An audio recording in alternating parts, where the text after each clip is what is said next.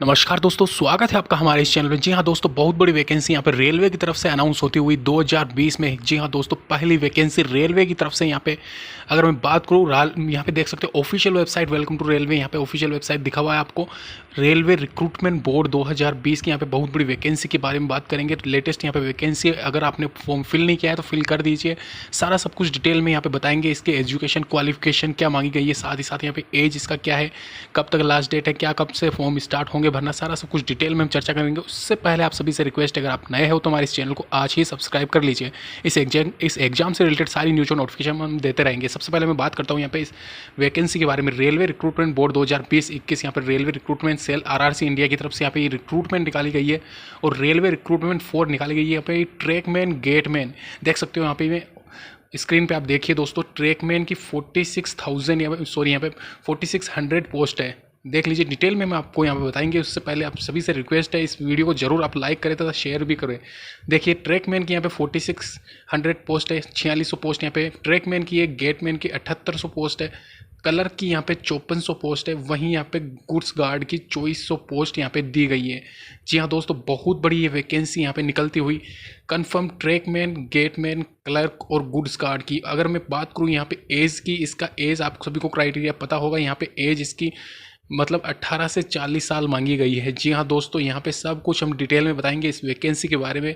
देखिए जैसे कि यहाँ पे एज लिखा है 18 से 40 साल यहाँ पे इसकी एज मांगी गई है। आप अगर 18 से 40 के बीच में आते हो तो आप इसका फॉर्म फिल कर सकते हो। अगर साथ ही साथ दोस्तों यहाँ पे सबसे बड़ी बात मैं बता दूँ, यहाँ पे जो एज रिलैक्सेशन है वो +3 साल का यहाँ पे ओबीसी वालों को, +5 साल का यहाँ पे आपको SC ST वालों का। अगर आप हैंडीकैप्ड हो तो आपको 10 साल का यहाँ पे बेनिफिट मिलेगा। जी हाँ दोस्तों, अभी वहीं दोस्तों यहाँ पे क्वालिफिकेशन की बात करता हूँ मैं। क्वालिफिकेशन में 8th पास मांगा गया है, 10th पास मांगा गया है, 12th पास मांगा गया है, डिप्लोमा और ITI। अभी ये सारे जरूरी नहीं है दोस्तों। 8th क्लास पास वाला भी यहाँ पे ये फॉर्म फिल कर सकता है। उसके लिए अलग से यहाँ पे आप, जैसे कि मैंने आपको बताया, यहाँ पे ट्रैकमैन के आप यहाँ पे भर्ती कर, मतलब कि ट्रैकमैन की पोस्ट के लिए एलिजिबल हो 8th क्लास में अगर आप पास कर चुके हो। 10th क्लास वालों के लिए यहाँ पे गेटमैन के लिए, 12th पास वालों के लिए गुड्स कार्ड्स के लिए, और डिप्लोमा ITI वालों के लिए। मतलब कि यहाँ पे डिटेल में हम एनालिसिस करेंगे इस पोस्ट में किसको कौन सी पोस्ट के लिए अप्लाई कर सकता है। सारा सब कुछ डिटेल में बताएंगे। यहाँ पे railway recruitment cell RRC are invited to online application for the recruitment post of apprentice in various trade stream. Those candidates are interested to following vacancy and complete the all eligibility criteria can read the notification before apply. तो apply करने से पहले ये सारे के सारे आप जान लीजिए क्या कुछ इसमें मांगा गया है, सब कुछ यहाँ पे मैं बताऊंगा। उससे पहले अगर मैं बात करूँ यहाँ पे एप्लीकेशन फ़ीस की, 100 रुपये यहाँ पे OBC और जनरल के लिए है। SC ST वालों के लिए कोई फ़ीस नहीं है, और ऑल कैटेगरी फीमेल वालों के लिए यहाँ पे भी कोई फ़ीस नहीं है। हैंडीकैप्ड की बात करूँ तो उनके लिए भी यहाँ पे कोई फ़ीस नहीं है। ध्यान रखना, लड़कियों के लिए यहाँ पे फ़ीस माफ़ की गई है। लड़कों में जनरल OBC के लिए यहाँ पे 100 रुपये है। और आप यहाँ पे ये examination fees, debit card, credit card, net banking, जैसे कि हर एग्जाम में होता है, आप सभी को पता है, फिर से बताऊंगा नहीं मैं यहाँ पे। सारा सब कुछ ब्रांच के थ्रू आप मतलब कि स्टेट बैंक ऑफ इंडिया के थ्रू आप भर सकते हो। सिलेबस की यहाँ पे बात करें, एग्जाम पैटर्न यहाँ पे यहाँ पे 3 स्टेज होगा। जी हाँ दोस्तों, यहाँ पे स्टेज 1 और स्टेज 2 आपके मतलब कि प्री एग्ज़ाम होगा CBT फर्स्ट, फिर उसके बाद में मेन एग्ज़ाम होगा, और उसके बाद में आपका थर्ड मतलब कि तीसरा वो स्टेज होगा जो आपका डॉक्यूमेंट वेरिफिकेशन और छोटा सा एक साइको टेस्ट भी लिया जा सकता है। अगर मैं बात करूँ गुड्स कार्ड की तो वहाँ पे लिया जाएगा ही जाएगा, कंफर्म है। अगर मैं बात करूँ यहाँ पे एग्ज़ाम पैटर्न की, जी हाँ दोस्तों, यहाँ पे एग्ज़ाम पैटर्न सिलेबस की अगर मैं बात करता हूँ एग्ज़ाम पैटर्न की, यहाँ पे मैथ्स, रीजनिंग और GI, जी हाँ दोस्तों, इंटेलिजेंस, जनरल रीजनिंग यहाँ पे भी पूछे जाएंगे। 3 सेक्शन आएंगे आपके CBT फर्स्ट में। एग्जाम पैटर्न देख लीजिए आप यहाँ पे। मैथ्स यहाँ पे 30 क्वेश्चन पूछे जाएंगे। टोटल मार्क्स यहाँ पे आप 30 के हैं, यानी कि 30 क्वेश्चंस आपके 30 नंबर के, एक क्वेश्चन 1 नंबर का होगा। मैथ्स की अगर मैं बात करूँ डिटेल में हम यहाँ पे सिलेबस इसका डिस्कस कर लेंगे वीडियो के एंड में। अगर मैं बात करूँ दूसरे सेक्शन, आप देख सकते हो GI यहाँ पे पूछी जाएगी, जनरल इंटेलिजेंस और रीजनिंग, 30 क्वेश्चंस यहाँ पे पूछे जाएंगे, और टोटल मार्क्स यहाँ पे 30 क्वेश्चंस के 30 नंबर। जी हाँ दोस्तों, वहीं अगर GI की बात करें, 40 क्वेश्चंस यहाँ पे आपके GI के आने वाले, सॉरी यहाँ पे जनरल अवेयरनेस के। जी हाँ दोस्तों, जनरल अवेयरनेस के आपके 40 क्वेश्चंस यहाँ पे पूछे जाएंगे, और यहाँ पे टोटल मार्क्स इनका 40 क्वेश्चंस का रहेगा।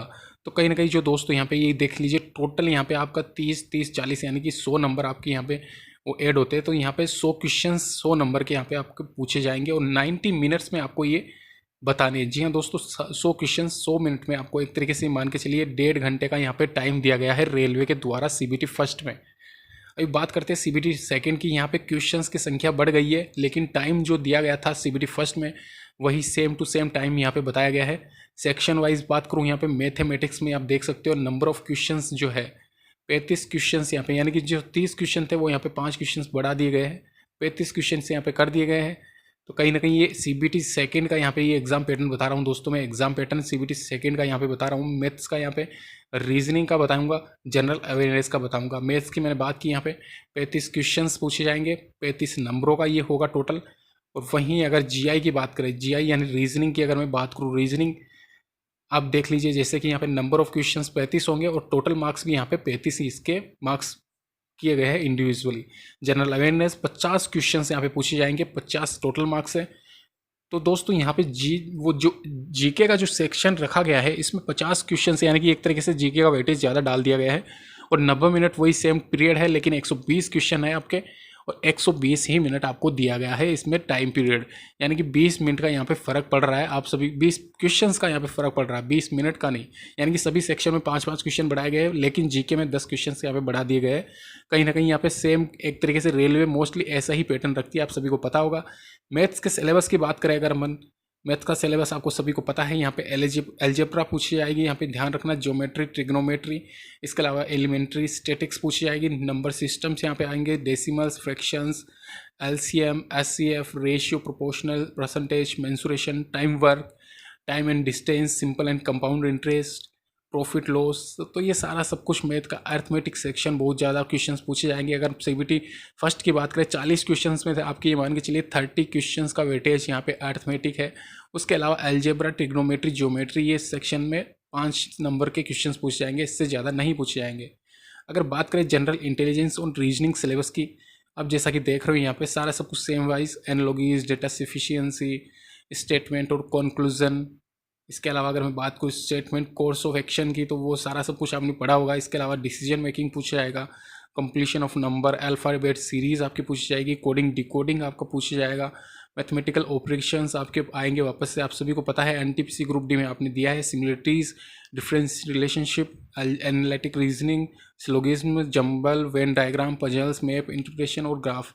तो जैसे कि आप सभी को पता है यहाँ पे जो सिलेबस रखा गया है रेलवे की तरफ से वो सारा सब कुछ सेम वाइज एक तरीके से आपने अभी टीपीसी के एग्जाम दिए होंगे, आरआरबी, जेई का, आरपीएफ का दिया होगा। रेलवे के मोस्टली एग्जाम बस रिटर्न जो एग्जाम का होता है वो सेम टू सेम होता है, रिपीट होता है, आप सभी को पता है। टीसीएस यहाँ पे एग्जाम ले जाएगी, टीसीएस के द्वारा ये एग्जाम कंडक्ट करवाया जाएगा। एक तरीके से सेम सिलेबस आप सभी को पता है। General, national, international importance, games यहाँ पे, sports, art, culture of India, literature, monuments of places of India, general science, life science, up to 10th CBSE यानी कि 10th क्लास तक की साइंस पूछी जाएगी। History of India, freedom struggle पूछे जाएंगे, फिजिक्स, सोशल, इकोनॉमिक्स, ज्योग्राफी। तो ये सारा सब कुछ पैटर्न आप सभी को पता है, वापस से बार बार रिपीट करने का कोई सेंस है नहीं है। आप सबको पता है यहाँ पे जो रेलवे का रिपीट सेक्शन यहाँ पे चलता है, जो भी पूछे जाते हैं क्वेश्चंस। तो सबसे बड़ी बात दोस्तों यहाँ पे मैं बार बार रिपीट कर रहा हूँ आप सभी को, यहाँ पे ये जो भर्ती होनी है ये आपकी ग्रुप डी और यहाँ पे एनटीपीसी के बाद में ही होगी, उससे पहले नहीं करवा सकता रेलवे। लेकिन आप फॉर्म यहाँ पे निकाले हैं रेलवे ने, तो हो सकता है शायद यहाँ पे ये पहले ले ले, क्योंकि अभी एनटीपीसी और ग्रुप डी का जो फ्यूचर चल रहा है, कोरिजेंडम यहाँ पे निकले जा रहे हैं, कोई पता है नहीं एग्जाम कब तक यहाँ पे रेलवे कंडक्ट कराएगी। तो कंफर्म आप दोस्तों ये फॉर्म जो निकला है उसको आप अभी फिल कर दीजिए, क्योंकि जैसे आप डिले करोगे उस हिसाब से आपका एग्जाम भी फिर बाद में आप सोचते हो कि अभी बाद में भर देंगे फॉर्म, क्योंकि होता क्या है दोस्तों, मोस्टली अपन ने देखा है बाद में in the end server down हो जाते हैं। तो उस वजह से आप सभी से रिक्वेस्ट है पहले आप फॉर्म अप्लाई कर देना, जब भी ऑफिशियल नोटिफिकेशन आएगा आपको सबसे पहले हम बता देंगे इस चैनल के माध्यम से, साथ ही साथ यहाँ पे लिंक प्रोवाइड करवा दी जाएगी इस चैनल के माध्यम से। दोस्तों अब बात करते हैं यहाँ पे, इसके अलावा एक और यहाँ पे मैं आप सभी को बताना चाहता हूँ, ये जो भर्ती निकली है दोस्तों, यहाँ पे ये 8th क्लास की मैंने जो आपको पहले बताया था 8th क्लास वाला यहाँ पे ट्रैकमैन के लिए अप्लाई कर सकता है, गेटमैन के लिए भी अप्लाई कर सकता है। वहीं यहाँ पे ट्रैकमैन और गेटमैन के लिए, सॉरी यहाँ पे क्लर्क के लिए 10th पास मांगी गई है। तो ये ध्यान रखिए आप, ट्रैकमैन और गेटमैन के लिए यहाँ पे 8th क्लास आपका पास होना जरूरी है।